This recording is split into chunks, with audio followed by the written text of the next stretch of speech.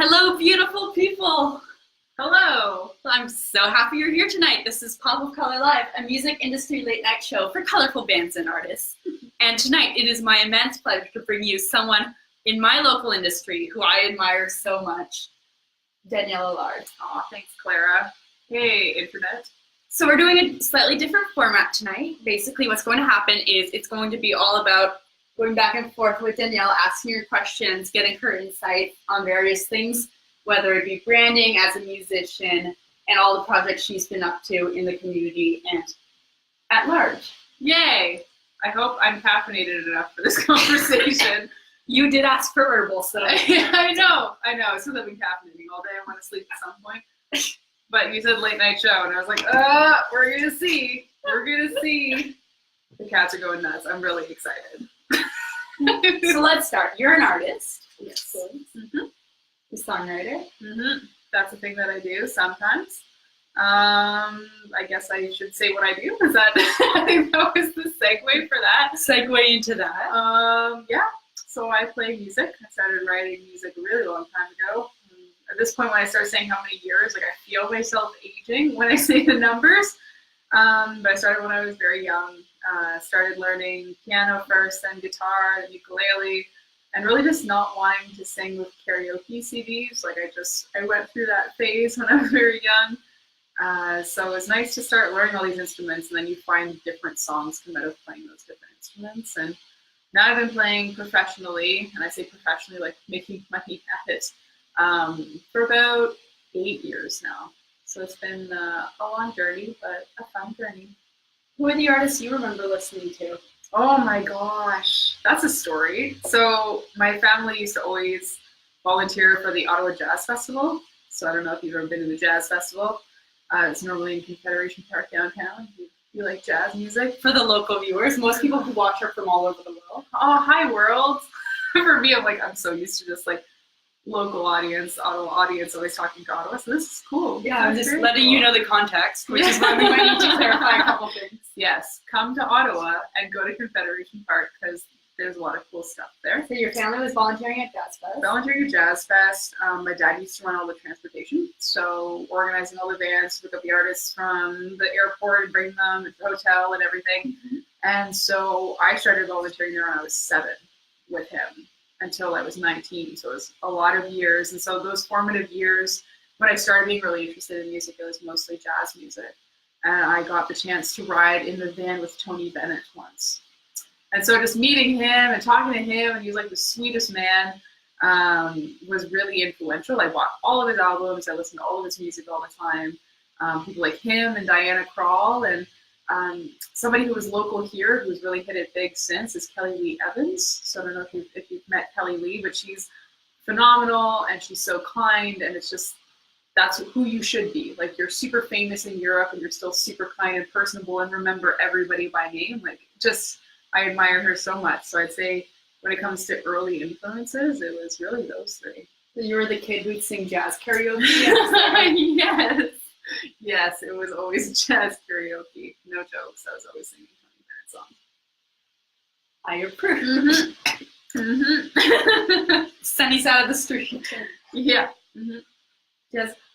I wanted to say, okay, for those of you who don't know, if you call the city of Ottawa, one of Danielle's songs is on the line when you're put on hold. You want to talk about that one? Yeah, that was so I thought funny. that's such a cool, like, of all sync placements. Yeah. Phone line when you call the city and you're on hold. Yeah, which was, I thought, a really cool initiative, and it kind of started at the time that they were playing this. This was just at the end of 2015, early 2016, when they started this program called Ott Music. And they were just kind of crowdsourcing songs from the city and putting them for the whole music. And like, why wouldn't you do that? Why wouldn't you support all of your local artists by having them played in such a simple envelope when you're calling the city normally for parking tickets? But it's like, why else do people call? But I guess there's many reasons why you call the city. And they had, I think there's 20 of us in that first round, and they've had several rounds since, but they just kind of said, are you living in Ottawa? Do you play music? Send it in. And then they made this incredible playlist about it. So yeah, I like to always make jokes live that that's like the biggest thing that ever happened in my music career was hot music, and I think my song was called Little Demons. Little Demons. Speaking of parking tickets. Yeah. Well, I was sitting there too, and it's like, what song do you submit to this kind of contest? I'm like, something that won't get people angry. Something that won't get them super like enraged while they're waiting. And that song is like so like happy and upbeat. And I was like, but they're gonna read the title and not even listen to it. Like Little Demons, I don't think we're allowed to play that on the whole music line. But it worked out. It's okay. It's not a song about like sacrifice, human sacrifice. Yes. No, it isn't a song about that. So we're good. It's just a song about having raging anxiety and still having to perform, you know. I think most of us in the industry also experience that. Even on the business side, I mean, last week I was shaking, terrified before going live, and then as soon as I did, like it sets my soul aglow. Yep, absolutely. Well, I'm just seeing all the people that are kind of saying hi, Autumn. I mean, all these people have been checking in, so yeah, no, it's scary before you do it, and then you just press record. And Autumn is learning bass. He's based in Colburn. Leonard cool. runs a youth band coach out of LA. Awesome. Sophie is my graphic designer, and she's an artist in her own right here in Ottawa.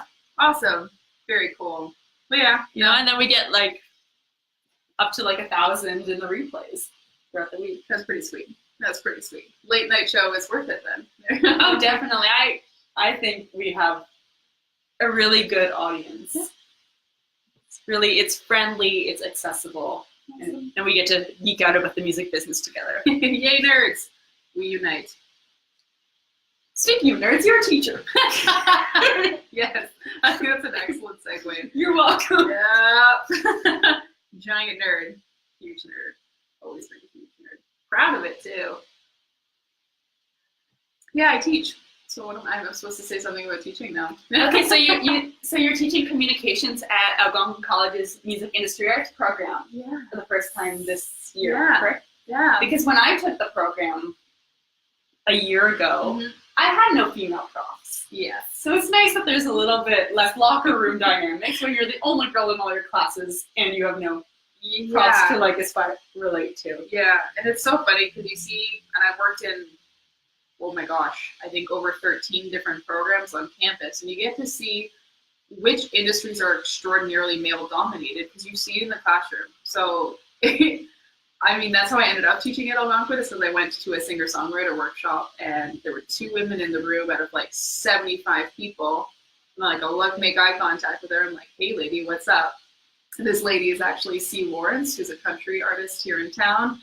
She was the front woman of Arms of the Girl for many years, and we became good friends, and she said, hey, we need a teacher, and I was finishing school around the same time in communications, so the stars aligned. But again, that's like music industry, seeing her, only 2 girls in the room, and then it's still that way today. So even this year when I'm teaching, there's very, very few women in the program, but we have a lot of fun. Yeah, it's kind of good here. I remember you telling me when I asked how you were how you were changing the curriculum, you mentioned for the first day the icebreakers with new students coming into college. Yeah. Many of them, they were coming straight out of high school, their first day of college. Yeah, no, my favorite icebreaker. And I think that it's good not only in a networking context, so you're talking about being nervous before going live. I mean, we're nervous for everything that we do. And then I think what's the most difficult part of the industry is walking into all these rooms all the time and not only having to get up on stage and perform, but being in all of these rooms of people that you don't know, but you need to make a connection with, whether they're people who are just going to buy music and support you later on, or whether they're people that are actually going to take your career to the next step, being comfortable walking up and just talking to a stranger. So what we do in that icebreaker is just that simple elevator pitch that we have to do at all of these networking events, which is just answering a few very simple questions. If I get distracted at any point, it's because Earl is just standing like right here, right off camera, just being adorable. Wants to be the star. I'm sure he's going to go for the tea at some point. I don't know if he's going to go for the cake. Should I be worried?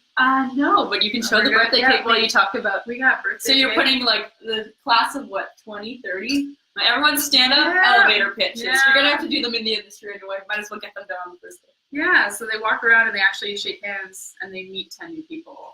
And it's kind of with this framework. So once you know, oh, well, I have to answer these 5 questions and now I just have to go meet 10 new people, it's not as intimidating as walking into a room. It's like, I don't even know what to do to walk up to these people. And even if I go for a job interview, that first question that they ask me in the job interview is always, tell us about yourself.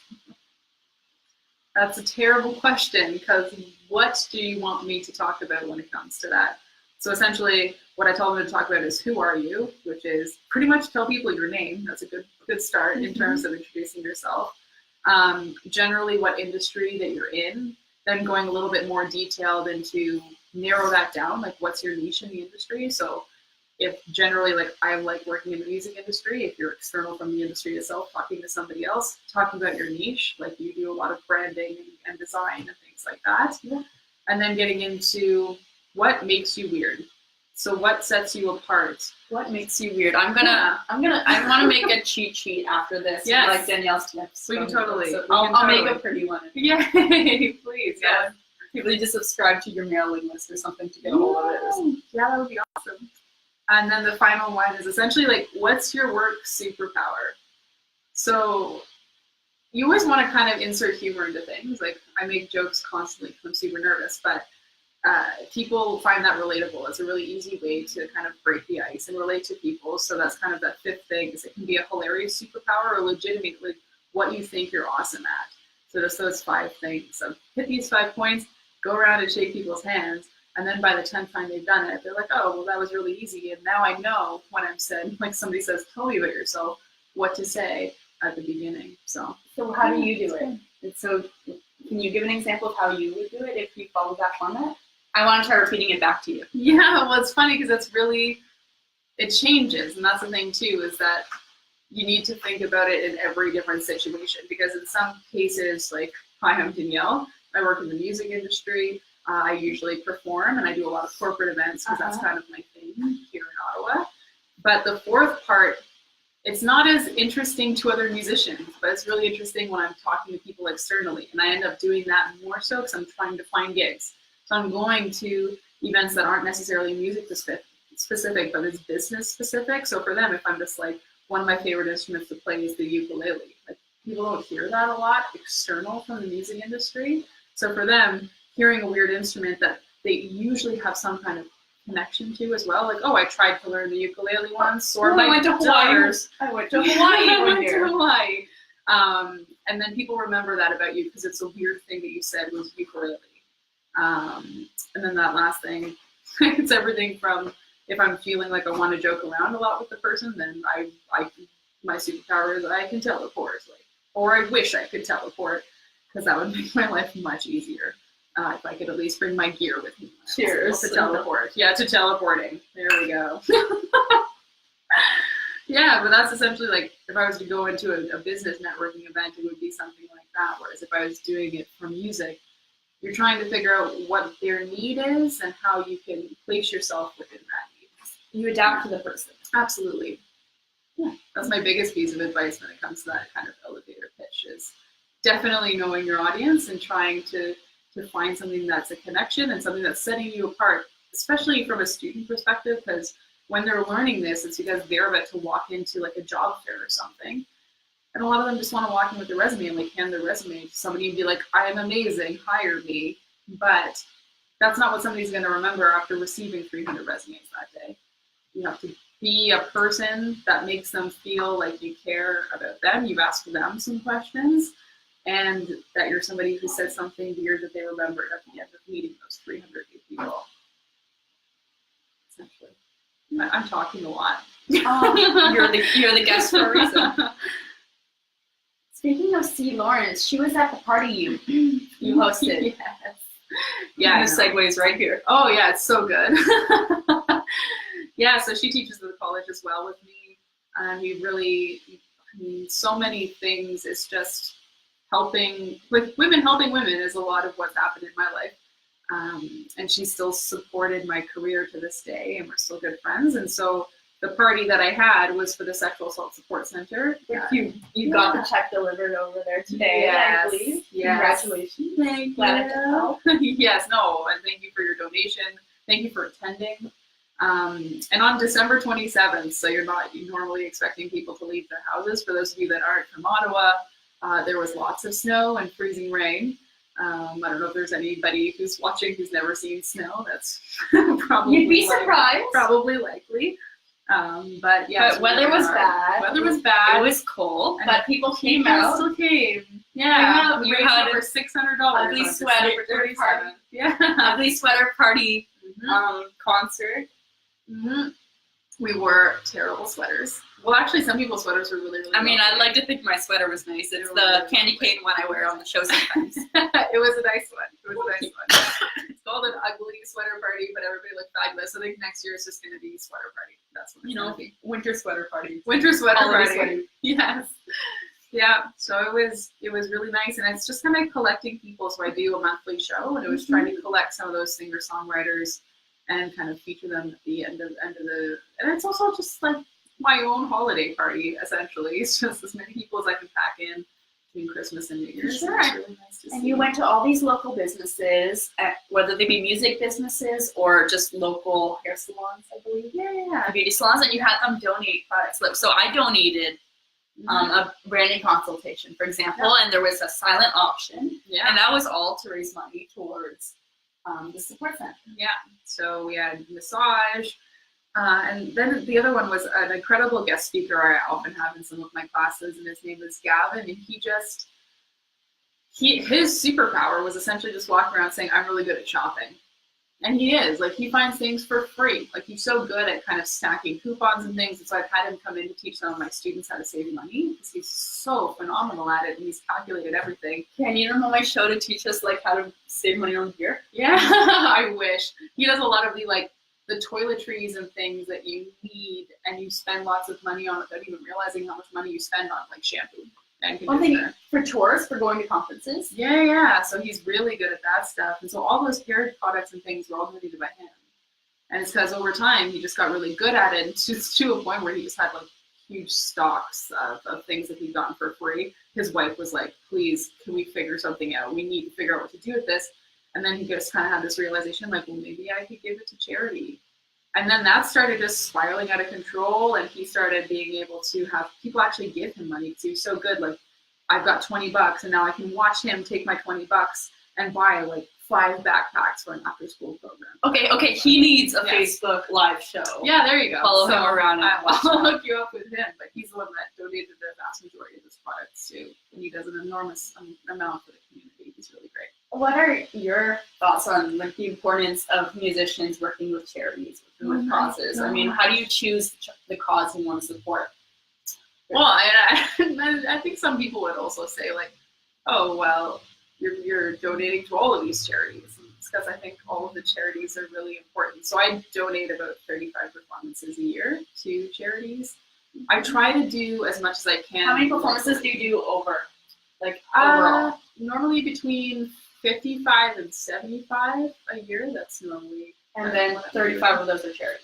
And 35 of those are usually donated charity performances. So obviously I think it's really important that we all do things for the community. And it's not just, I don't mean to say that it's just musicians who should be doing that.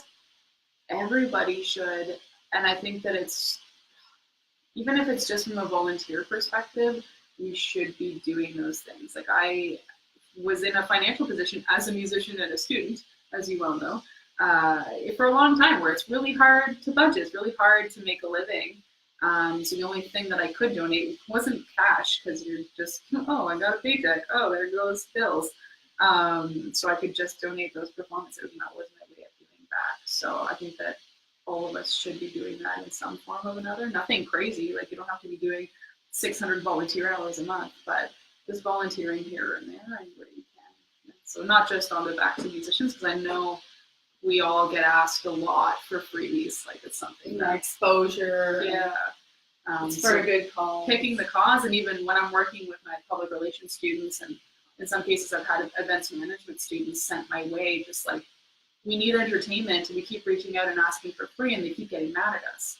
And it's like, yes, but there's a way to ask. And even like, if I'm going to walk up to an organization and say, I want to volunteer for you, I'm going to tell them what I want to do, right? They're not going to say, well, you have to do this, that, and the other thing, and you need to give me at least 60 hours a week, or you can't volunteer here. They're going to be like, whatever you can give, please. So when it comes to the performance side There's too, your superpower. You Yeah. can play a show and you've got to draw. Yeah, well, there's that, and it's also just like picking and choosing. Like sometimes they've already got the people that are there, and you don't have to be bringing the audience out. So what you're getting out of it is meeting all of these new people and making all of these connections. But it's also from the event side, knowing that I don't walk up and say, I need you to play, and I need you to play for free, and it needs to be for 3 hours. It's, I need someone to entertain. How much are you willing to give?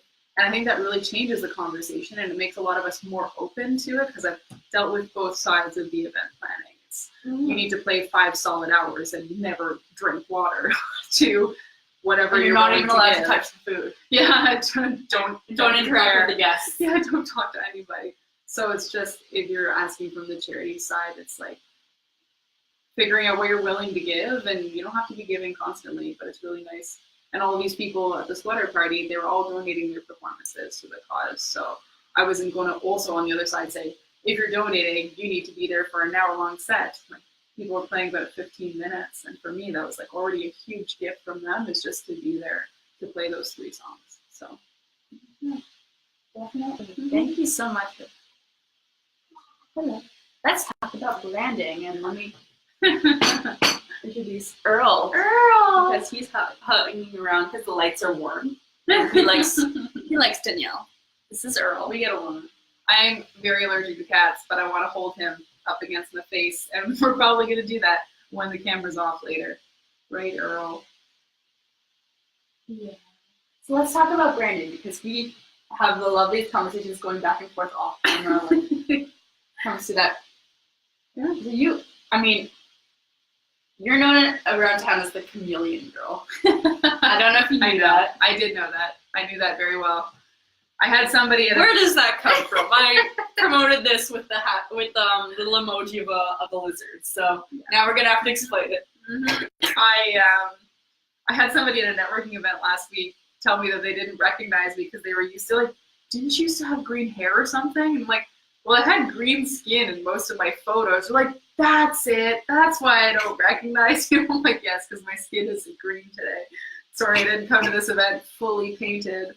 Fully in lizards. Fully with my, like, inner lizard. Yeah, my inner lizard is inner right now. So yeah, so I guess I should put some context around that. In 2015, I released an album called Chameleon. And what I love, and what I'm telling the students all the time too, is that we have this really unique, awesome opportunity in music to rebrand project to project, which not every business gets that. Like, a lot of businesses, you start up, you've got your logo, you've got. I mean, imagine if Apple changed everything up every time they released an iPhone. Yeah. Like, who is this, and what is this, and why are you advertising? Yeah, so they get these, like, the different marketing campaigns and things, but this opportunity to rebrand, and the fact that every album kind of has its own theme and your own way of visually representing that. So I really like to work with a lot of local artists to make my crazy ideas happen. And I contacted an old friend who does body painting, and another friend who we worked together photo-wise. We all kind of came together in one day, January 2nd, 2015. It was freezing. That's why you remember the day. It was so cold.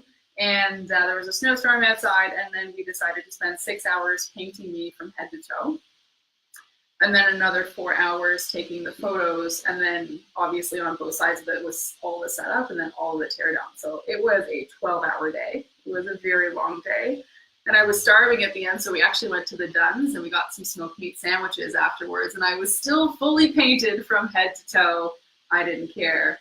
So this is where the lizards who control the music industry comes in. Yes, absolutely. And I was really waiting to see what the waitress was going to do, and she just never acknowledged it. Elegant Street. Looked in like, this is something that I'm just experiencing. I mean, today. what time did you come? Was it a 12-hour day? Was it late? Yeah, it was like 10 p.m. Okay, 10 p.m. Elgin Street. Yeah, Lizard girl walks in. Painted like a lizard. Elgin Street, where the Dunn's is right downtown. So.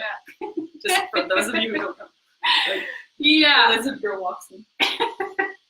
So that was fun. Not the craziest thing I've seen on this ship so far. No, I don't think it was, because she really did not want to acknowledge it. Like, I'm looking at her ordering a smoked meat and I'm fully painted. No, totally fine. This is okay. I mean, what other crazy things have you done? Well, I'm not too crazy. This is the lizard girl. Sorry. Yeah, no, I think that's kind of the craziest thing that I've done. What other creative ideas have you come up with? What have you gone through with? Well, I think over the years? it's always been like the album art. That's been really important to me, is kind of realizing that there's certain things you could just do with Photoshop or with Illustrator if you wanted to. But even for the last album, I really wanted something, because what we did for the photo shoot is I ended up getting, like, those drop cloths for when you're painting a room? Yeah. So we ended up getting them because it's just like a giant the last canvas. album is you passing notes? Yeah, but this was for Chameleon, was the backdrop for Chameleon. So I painted all of that just with random paint, and then we ended up trying to blend meat into it. And I really liked it because we ended up cutting a bunch of it. We recanvassed some of it and sold it as merch. And then we used the rest for a photo shoot. So when we did the album launch, everybody could get their own picture with the backdrop. Which was awesome. It was really fun, and everybody really liked it. So I wanted to kind of recreate that in passing notes, like this imagery of elementary school and the doodles and everything else, and then trying to weave some of the lyrics of the album in. And so I was like, well, I could just draw this on a piece of paper, we could scan it, and then that could be the album art. But then I was talking with a design friend of mine, and he works out in Kingston, and we were just like, yeah, but how would I do a backdrop with that? Like, maybe we could project it and do something later on. And then we ended up at Home Depot.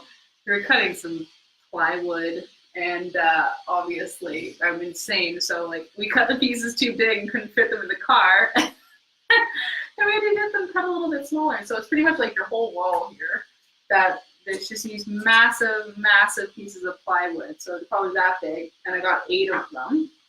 And so 3 of us kind of illustrated 8 of those, and that's what became the album art. So it looks like it's all designed graphically, but we actually drew all of it.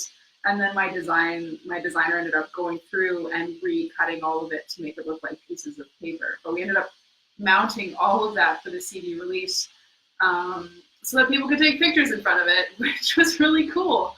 It's important to have fans take pictures at your event, because that's promotion that they do, and they're excited to share. Absolutely. And I think like the best, traditionally in advertising, it's always been word of mouth.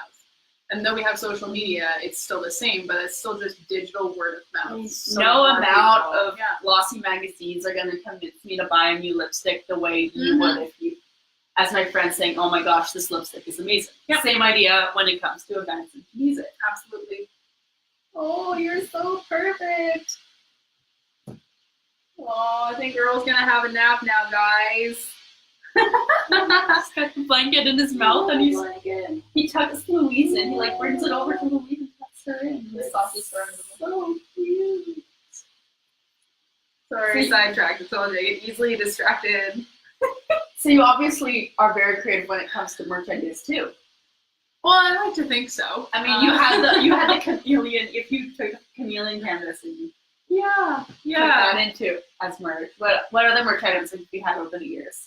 Well, in the last album too, it was really nice because I was working with Wayne Hawthorne. He's a colleague of mine at the college, and we originally were working together to kind of create things for his class so that they would have stems to work from as they went through the program. And then we started kind of working on the album and completing the album together. So he ended up kind of putting together an entire sheet music score for a horn section, and then he ended up recording it all, and it was phenomenal. But for me, it was like huge because none of my music had been written out in score form. Like I just kind of, singer-songwriter with guitar, you do the chord tabs at the most. Yeah, and then for me, like you just like, gee, I know how this goes, so why would I write it down?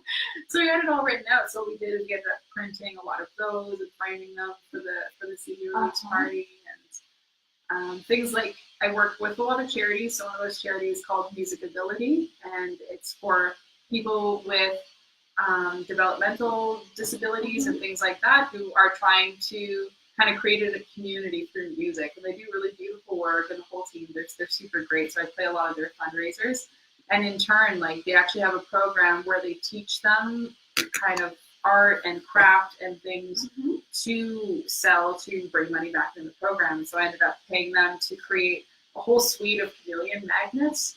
So I saw chameleon magnets too that they all made, and they're wonderful and super great. So just like different ways of being creative about how you can work with the community too on your merch strategy. Because there's a lot of people who have really cool ideas that I wouldn't have come up with magnets or anything on my own, probably.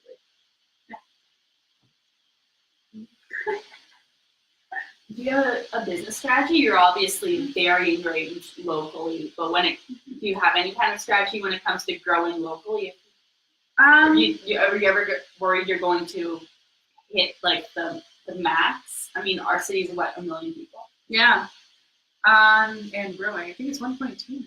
1.2 million, but at some point you've got to run out of corporations to do corporate events for or something. And if you can't play a show all the time because of radius costs, yeah. Target your audience. What's your plan for growing from that? Are you looking to tour? Are you looking to expand your geographic region to bigger? What do you see going there? If you've pretty much conquered the local market, which you have, let's be real. Thank you. I have toured. So I've toured Canada, central to the East Coast twice, and then 2 years ago toured Germany and Portugal. So it's nice to start expanding those ways, and I think that my next project, this is kind of a creative year and a writing year for me, business-wise, is just thinking about that moving forward, is trying to kind of pay homage to the places that I've visited so far, and I think trying to maintain some of the relationships with some of the artists that I've met in those areas. So I'll be reaching out to them to see if we can kind of co-write some things possibly. But I don't know if touring is as much I'm like, should I say this on live, I guess not live television, on live Facebook?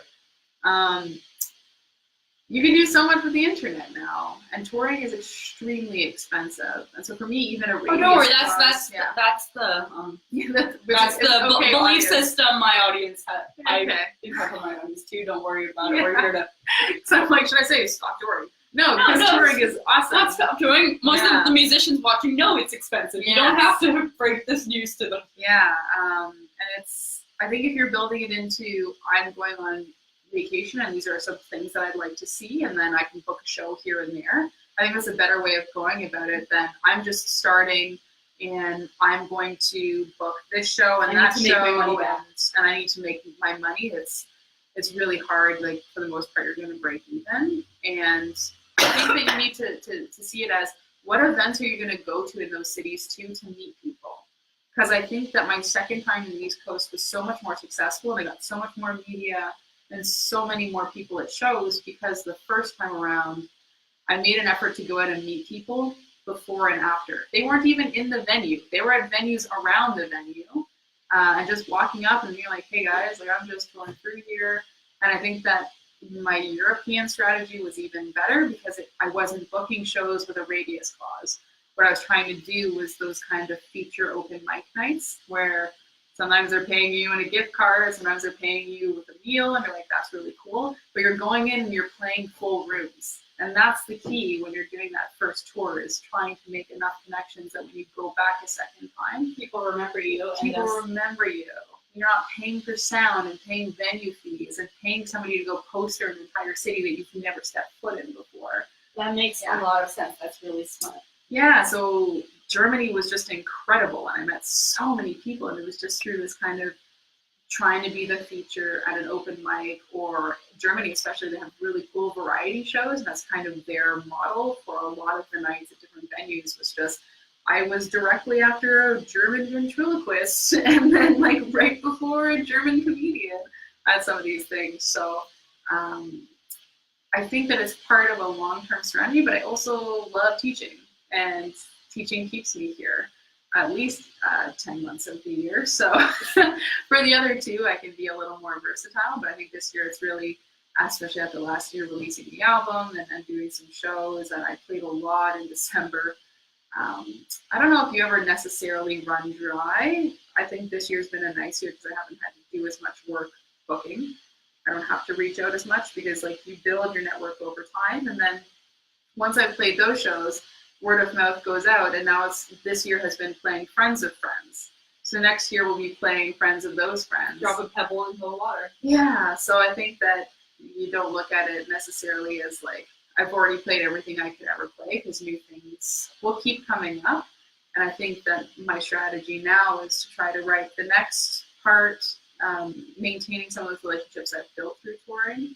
And then I think trying to do more digitally. So I'm going to have to make more videos and things. But again, like, where's the time? Like, I need a team of at least 6 people, because I have 5 million ideas and there's not enough. Like, I can't stop time. I can't stop time to do all the things yet. It's been my biggest issue for the last couple months. Like, I'm out of hours in the day. Yes. Yeah, which is essentially life. So, like, business-wise, it's good. I'm trying to be gentle with myself too, because you set all these kind of lofty goals for yourself, and then you're like, wow, like, I've done a lot. Maybe I could breathe just a little bit. What are your goals for 2019? I would really, really like to spend the summer writing. I would like to get a bunch of the songs that I've been envisioning and thinking of for the last 2 years. I just want to get them down and get them done. Because my songwriting method is just always spread out over time. It's like you start writing a little piece here, a little piece there, and then it's kind of just like cut and pasting it all together in a way that makes sense. So people are always just like, what's this song specifically about? Like, what date was this written and who is it about? And you're just like, whoa. It's like a tombstone from 2012. Yes. Oh, I like that so much. You're welcome. That's going to be my response next time, if you don't mind. Like, Clara told me. Oh, take it. Yeah, that's awesome, because it really is. It's like, it's more of a general feeling that can be felt and echoed over time, and then kind of putting that together as a piece of art. Because that's what a song is. It's not necessarily just like, I'm ready because I hate you. That's not my songwriting method. So I think that I just need to sit down this year, do a lot of writing, and do some videos. Like, that's my commitment for this year. That's what I'm gonna do. You're gonna check in with me next year and be like, did you do it? Accountability buddies. Yeah, yes, accountability buddies. And I'm like, what are your business goals for 2019? Oh, mine? I need to figure out what to do with the unlimited 24 hours. Okay. So really scaling. Okay. I mean, that's my issue, because I mean, especially in terms of most of the business stuff I do, whether it be writing articles, I have to be in the moment writing articles. They can't write themselves. Yeah. Working with clients, that kind of stuff. So, you can only do a limited amount of those things every day before you hit your limit. Yeah. What I need to figure out how to do is what I can give to someone else, or put on an automation, find a robot to do for me.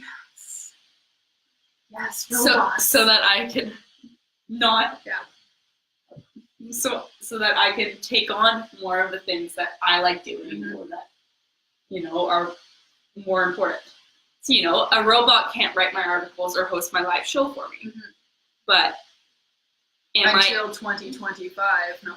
Yeah, they'll just replace it with a robotic unicorn that like shoots glitter out of the horn, and then that's basically me, and we're done. That's also my spirit animal. Okay, perfect. Excellent. So just be 2 unicorns. Tune in January and just like reciting business facts at you.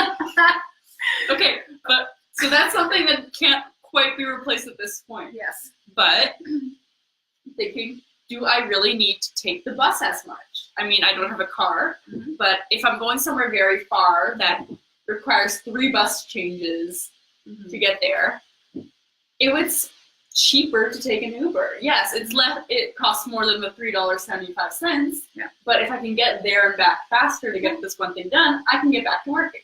Yes. There. If I could get scheduling my social media ahead of time, so that I'm not spending forever thinking, okay, what do I have to? I need to post something. It's been a while. Yeah. Like what order should I? And then like trying to wait for the perfect time to take the perfect Instagram clip of the sunset. Yeah. Leverage. Oh yeah. No, I agree. That kind of leveraging time, figuring out what you don't need to be in the moment for, what you can do ahead of time, what you can automate. Yeah. So that's where I'm at right now. Awesome. Once you've figured that out, please let me know. I will let you know. So I would like to automate. One day I'd like to hire employees. I'd like to build this past a solopreneur venture. Yes. But it's also like, the business is your baby. So it's like, can I really give it to something else? I mean, I don't know how to phrase it better. And it's not that I'm a control freak or like I think I'm better than everyone else. It's just like, with a specific vision. could I really have someone else write articles for me? I've done guest posts, but it's like so much of Pop of Color is ingrained in me, right?